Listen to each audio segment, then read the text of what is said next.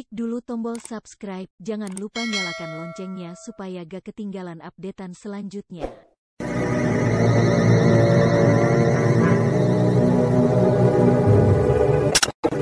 Misteri Nini Pelet kali ini mempersembahkan episode ke-20 dengan judul Asmara Berdarah. Naskah karya Ari Hidayat, teknik dan montase Moko Gondrong, dengan sutradara Dian Pertiwi. Asmara Berdarah, suatu kisah tentang bertemunya kembali Nilam Cahya dengan ibunya setelah lama berpisah, di mana akhirnya Nilam Cahya harus kehilangan ibunya akibat perbuatan siluman yang menghendaki gagalnya perkawinan Nilam Cahya dengan Restu Singgih.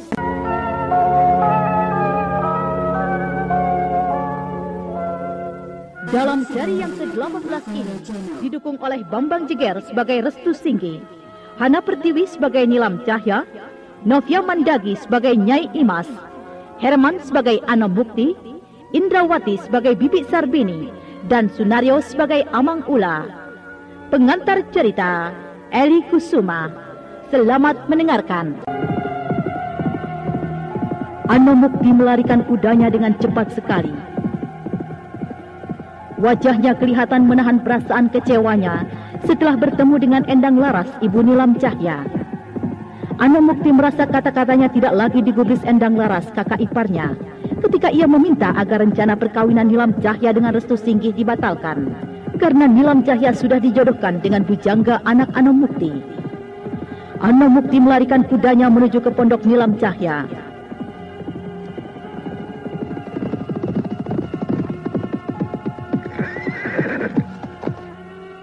Sarbini, Nilam, ayo keluarlah! Keluarlah kalian semua! Ayo keluar!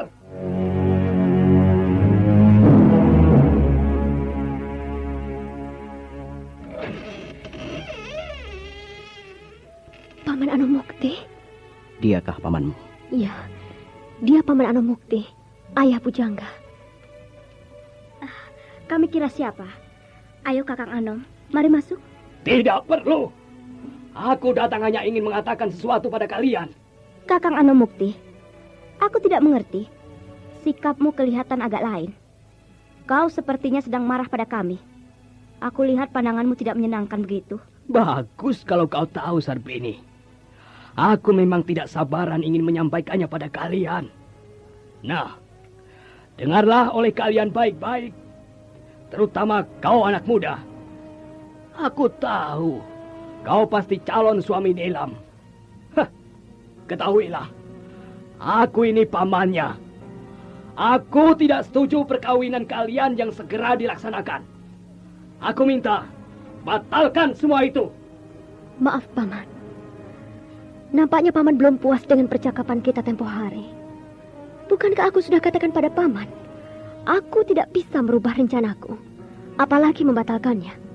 Dan aku sudah mendapatkan restu dari ibu kandungku sendiri. Itulah yang tidak bisa aku terima. Ibumu seperti anak kecil. Mulutnya tidak bisa dipercaya. Pelin-pelan, tidak bisa dipertanggungjawabkan kata-katanya. Kenapa Paman bisa bicara begitu? Kau jangan berpura-pura bodoh, Nilam. Bukankah kau tahu? Ibumu yang menjodohkanmu dengan bujangga. Tapi dia sendiri yang menghancurkannya. Itu karena bujukanmu. Karena bujukanmu. Kau sudah berani bertindak sendiri. Kalian sudah tidak menghargai aku, yang sudah kalian anggap sebagai laki-laki tertua dalam keluarga kita. Kakang Ano Mukti, jangan marah-marah begitu. Kan malu didengar orang-orang kampung kita. Kalau kau merasa ingin dihormati dan dihargai, marilah kita masuk ke dalam pondokku. Kita bicara baik-baik di dalam. Sudah terlambat, Sarbini. Sekarang aku selalu menjadi bikin malu pada kalian. Sekarang ini, tidak perlu lagi mengatur-ngatur tata cara keluarga. Aku sudah lepas tanggung jawabku sendiri. Aturlah oleh kalian semua. Tidak begitu, Kakang Anom. Iya, memang tidak begini jadinya kalau Nila mau membatalkan perkawinannya. Dengarlah oleh kalian. Jika memang perkawinan itu tidak bisa dibatalkan, kau Nilam, juga yang lainnya, jangan mengaku aku sebagai pamanmu atau saudaramu. Hiya, hiya, hiya. Bibi Sarbini Nilam Cahya dan Restu Singgih terkejut karena tiba-tiba saja Anomukti pergi dengan meninggalkan kata-kata yang tidak menyenangkan. Aku tidak percaya apa yang dikatakan Paman Anomukti itu, Bibi. Bibi mengerti. Tapi Bibi tahu, pamanmu itu nampaknya sangat kecewa sekali padamu. Kenapa harus kecewa denganku, Bi? Bukankah sejak semula Bibi sudah katakan padamu, Nilam? Kau harus berani menghadapi segalanya jika tindakanmu yang sudah kau ambil ingin terlaksana. Tantangan berat bagimu adalah keluarga. Karena ibumu sudah sejak lama memutuskan dalam keluarga, sudah menjodohkanmu dengan bujangga. Inilah jadinya. Maafkan kami, Nak Restu. Barangkali kata-kata pamannya Nilam tadi membuat Nak Restu tersinggung. Saya sangat mengerti keadaannya, Bi. Tapi saya sendiri jadi malu. Karena kehadiran persoalan kami membuat suasana keluarga Nilam menjadi susah. Bukan begitu, Nak Restu. Pamannya Nilam memang keras adatnya. Tapi sebenarnya dia baik orangnya. Mungkin karena dia memang merasa kecewa. Bujangga anaknya tidak jadi kawin dengan Nilam. Maka sikap menjadi berubah kasar begitu. Tapi saya yakin dia akan sadar sendiri nantinya. Kukira tidak ada persoalan apa-apa. Karena ibu sudah merestui kita. Soal saudara-saudara tidak setuju, itu urusan mereka. Kita sudah memberikan pandangan dan pengertian secara baik. Tapi kalau mereka tetap tidak terima, kita juga harus bisa berada pada pendirian kita juga. Iya, sudahlah. Sebaiknya Nak Restu istirahat saja di kamar. Bibi juga mau masuk ke kamar. Hari sudah gelap. Bibi tinggal dulu ya.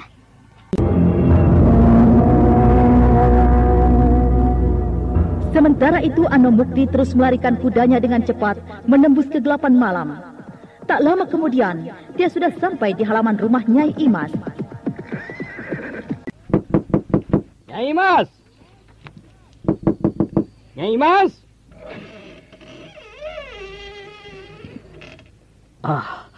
Maafkan aku, Nyai Imas. Kalau kedatanganku mengganggumu. Anomukti, aku terkejut kau datang secara mendadak begini.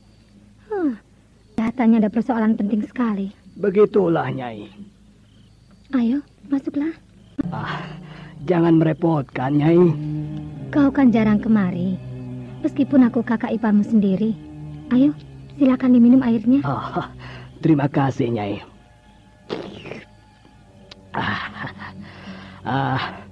Sebenarnya kedatanganku memang mendadak. Ada yang ingin aku sampaikan pada Nyai. Mungkin pembicaraan kita, Nyai sendiri sudah mengetahui persoalannya. Maaf, Anomukti. Aku lihat wajahmu seperti orang yang sedang marah. Apa yang sudah terjadi denganmu? Aku baru saja menemui Sarpini dan Nilam di pondoknya. Aku juga melihat di sana ada seorang anak muda. Dia adalah calon suami Nilam. Aku memang baru saja bertarung dengan perasaanku. Rasa kecewa dan sakit hatiku yang sampai kini masih melekat dalam jiwaku, Nyai. Kenapa bisa begitu? Ya, seharusnya Nyai tidak perlu bertanya. Kenapa aku harus kecewa dan sakit hati? Semua ini karena ulah Nilam dan ibunya. Endang Laras tidak bisa dipercaya lagi. Dia telah menjilat ludahnya kembali yang telah dilemparkan pada kita. Kukira Nyai sudah tahu persoalannya dari bujangga anak saya. Aku memang sudah tahu semua itu. Bujangga pun pernah datang padaku dan meminta bantuanku. Dan aku katakan, aku akan berusaha membantunya. Tapi usahaku gagal, karena Nilam tidak mau merubah rencana perkawinannya itu. Apalagi sekarang dia sudah mendapatkan restu dari ibunya sendiri. Itulah yang akan kita bicarakan, Nyai.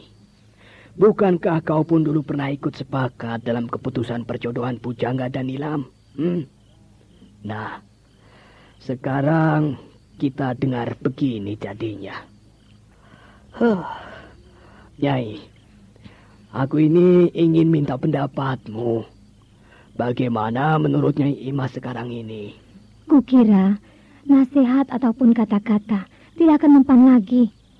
Bukankah kita sudah dengar kalau Nilam tidak lama lagi akan melangsungkan perkawinannya dengan anak muda pilihannya itu? Dia tetap tidak akan pedulikan kita semua, karena dia sudah mendapat restu dari ibunya. Meskipun aku ini juga ibunya, tapi aku hanya ibu tirinya. Nilam tidak akan menganggap aku apa-apa. Nah, Anomukti, kukira pendapatku sekarang itu tergantung denganmu dan juga Bujangga. Karena persoalan itu ada pada kalian semua. Maksudku begini, Nyai Imas. Aku juga butuh bantuanmu. Bagaimana caranya kita harus menggagalkan perkawinan itu? Kukira hal yang tidak mungkin kalau perkawinan itu gagal. Aku tahu maksudmu dan aku mengerti kau ingin membela Bujangga anakmu agar Nilam bisa kawin dengannya. Aku juga berkeinginan begitu. Nah. Lalu bagaimana sekarang? Tolonglah kami, Nyai, tolonglah. Apa yang harus aku bantu? Nyai, terus terang. Aku sebenarnya sakit hati pada Nilam dan ibunya. Biar Nyai mau mengatakan apa padaku. Sekarang ini aku sudah lepas tanggung jawab pada mereka. Terserah mereka. Apa mau mereka. Aku tidak mau turut campur. Atau membantu mereka jika terjadi apa-apa. Kau sepertinya menaruh dendam dalam persoalan ini. Ya, begitulah. Lucu sekali kedengarannya, Anomukti. Rasanya sulit aku percaya. Sekarang, apa keinginanmu meminta bantuanku? Nyai Imas, meskipun Nyai kakak iparku, tapi Nyai dulu adalah sahabatku, yang kemudian diambil istri oleh almarhum Kakang Awan Mukti. Maksudku, kini aku bicara sebagai sahabat lama, bukan dalam keluarga, Nyai. Suasanaku dalam keluarga sudah sangat menyebalkan sekali. Aku sepertinya sudah tidak punya wibawa lagi. Mereka sudah bertindak sendiri-sendiri. Nah, untuk itu aku ingin meminta bantuanmu. Bantulah aku, Nyai. Bagaimana caranya agar perkawinan Nilam batal dan Nilam bisa menjadi istri Bujangga anakku, Nyai? Aku sebenarnya memang sedang berusaha ke situ. Aku sudah bilang pada Bujangga. Namun kita perlu bersabar. Aku juga sedang mencari cara. Kini kau menyerahkannya juga padaku. Baiklah, aku akan membantumu. Kau tunggulah. Nanti aku akan datang menemuimu. Aku akan sampaikan bagaimana caranya mengatasi semua itu. Wah, terima kasih, Nyai. Kalau begitu, aku permisi sekarang. Aku kembali dulu, Nyai. Iya. Bagaimana? Apakah tamunya sudah pulang, Nyai? Rupanya kau melihat juga ada tamu. Saya hanya melihat, Nyai. Saya melihat ada orang datang ketika saya ada di luar tadi. Tapi saya tidak menghampiri karena saya tahu yang datang adalah Anomukti. Makanya saya tetap tidak muncul sebelum saya dipanggil oleh Nyai. Karena itulah kau kupanggil sekarang. Ada persoalan lagi yang memang ada hubungannya dengan persoalan yang sedang kita rencanakan. Apakah persoalan Nilam Cahya, Nyai? Iya, masih persoalan itu. Anomukti meminta bantuanku. Ini kan lucu. Kukira kau jangan buang waktu. Sekarang, apa rencanamu yang selama ini masih kau rahasiakan padaku itu?